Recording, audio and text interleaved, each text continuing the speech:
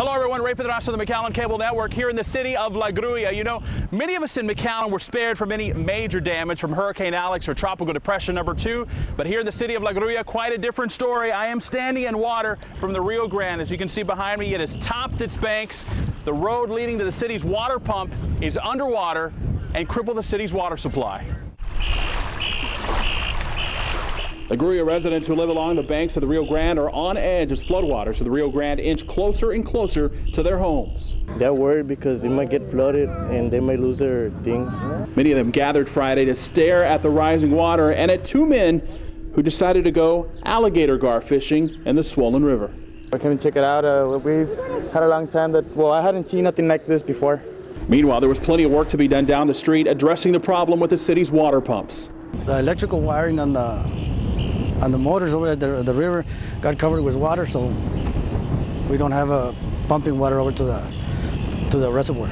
Without fixing the problem quickly, the city would run out of water in a matter of days. We got water for about 8 days.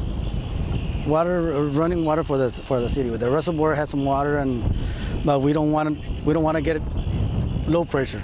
Low water would run the risk of contamination, and no water would mean no one could bathe or use the restroom. Well, they can't do their chores in their house. You got to drink water to survive. To keep the water running, the city of La Grulla knew they could turn to a friendly neighbor, the city of McAllen.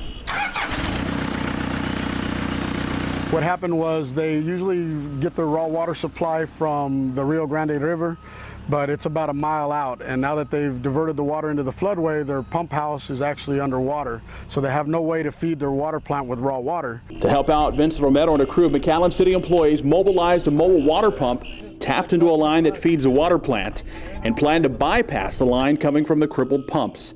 The city of La Grulla was grateful to McAllen for the assistance.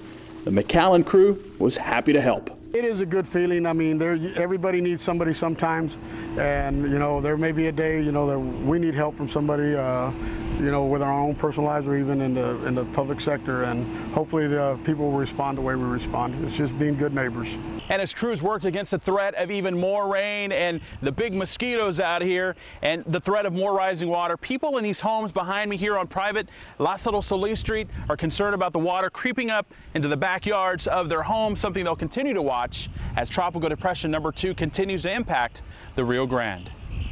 Reporting in La Grulla, Ray Pedraza, MCN.